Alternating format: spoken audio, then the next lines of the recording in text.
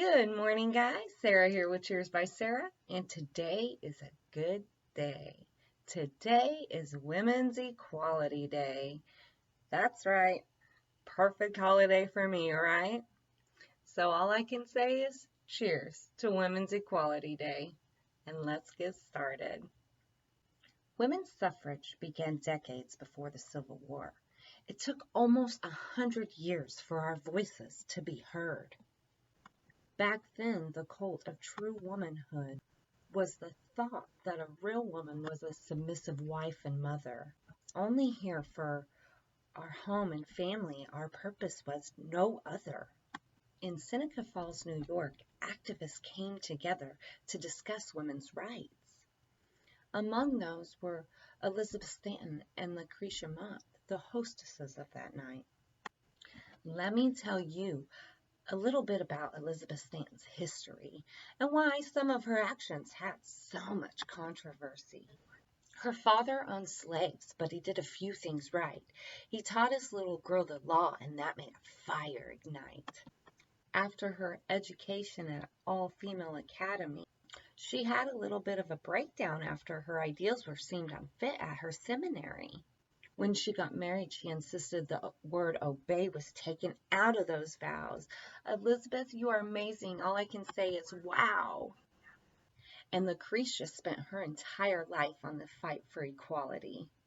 She was part of the Philadelphia Anti-Slavery Society. She brought 175 black and white women to stand up together.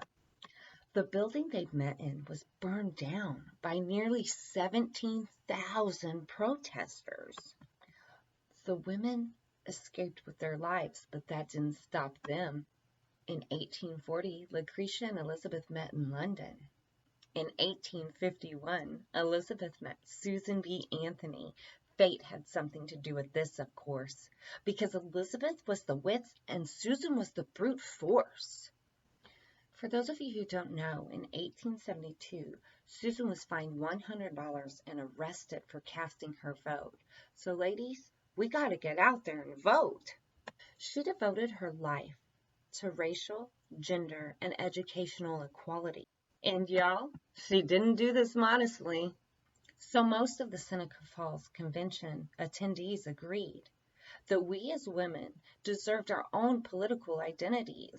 68 women and 32 men signed, including Frederick Douglass. But when this fight went to the public, many couldn't handle the scrutiny and withdrew their support. But that didn't stop these women, even though their plans had fallen short. From 1840 to 1920, these champions fought for us to be heard. So ladies, get your booties out and vote. That's the right they earned. August 18th, 1920, the 19th Amendment was finally approved. Together, there is nothing we cannot do. The 19th Amendment gave women the responsibility of citizenship and the right to vote. Susan said no man is good enough to govern a woman without her consent, and I quote, "The women and men that fought for so many years, I cannot thank you enough." Cheers. Like and subscribe for more conversations. Cheers.